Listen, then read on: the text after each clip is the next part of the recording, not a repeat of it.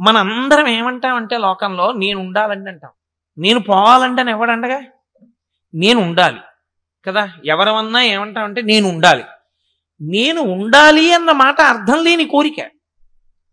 నేను పొయ్యి వెలిగించి ఈశ్వరుణ్ణి ప్రార్థన చేస్తే ఈశ్వరుడు వచ్చి ప్రత్యక్షం అయ్యాడు అనుకోండి, ఏం కావాలి నీకని అడిగాడు అనుకోండి.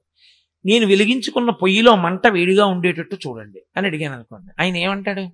బుద్ధిహీనుడా, దానికి వరం అక్కర్లేదు, మంట వేడిగానే ఉంటుంది, దానికి వరం ఏమిటి నీ బుర్ర? నువ్వు నన్ను అడగక్కర్లేదు, నా అడగకపోయినా మీ ఇంట్లో పొయ్యి కాదు, ఏ ఇంట్లో పొయ్యిలో మంట అయినా వేడిగానే ఉంటుంది. దానికి నువ్వు కొత్తగా నేను ఉండాలి అని నువ్వు అడగక్కర్లేదు, నువ్వు ఉంటావు. ఏమడగాలంటే అసలు నేనేదో నీకు తెలియాలి.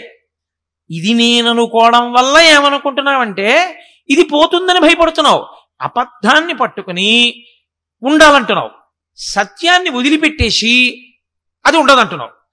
ఏది ఉంటుందో అది ఉండదని తెలిసావు, ఏది ఉండదో అది ఉంటుందని పట్టుకుంటున్నావు. ఇప్పుడు ఎలా ఫలితం వస్తుంది?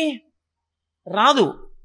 నిజమైన నేను ఏది వెళ్ళిపోదో, ఏది సత్యమో అది నేను అని ఉంచుకుంటే, ఏది అసత్యమో అది పడిపోతుందని అంగీకరిస్తే బుద్ధిని అట్నుంచి ఇటుకి తిప్పాల అంతే. కానీ అది చెప్పినంత తేలిక కాదు. బాగా శాస్త్రమునందు పరిశ్రమ చేసి అభ్యాసం చేస్తే దాని వలన మాత్రమే ఆ పూనికి వస్తుంది తప్ప జన్మ జన్మాంతరముల నుండి వచ్చినటువంటి లక్షణం అండి ఇది. ఒక జన్మ, 2 జన్మలా, కోట్ల జన్మలు. గజేంద్రమోక్షంలో పోతన గారు అంటారు, రాత్రులు దివసంబులు సంధ్యలు సలిపిన్ పూరొక్క 1000 సంవత్సరముల్.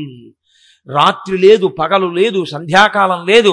ఇన్ని కోట్ల జన్మల నుంచో నేను నేననుకుని శరీరం మీద భ్రాంతి పెట్టుకుని ఆ శరీరాన్ని వదిలిపెట్టి ఇంకో శరీరాన్ని పట్టుకుని ఈ అబద్ధాన్ని నిజమనుకునేటటువంటి అలవాటు నాకు అలాగే ఉండిపోయింది.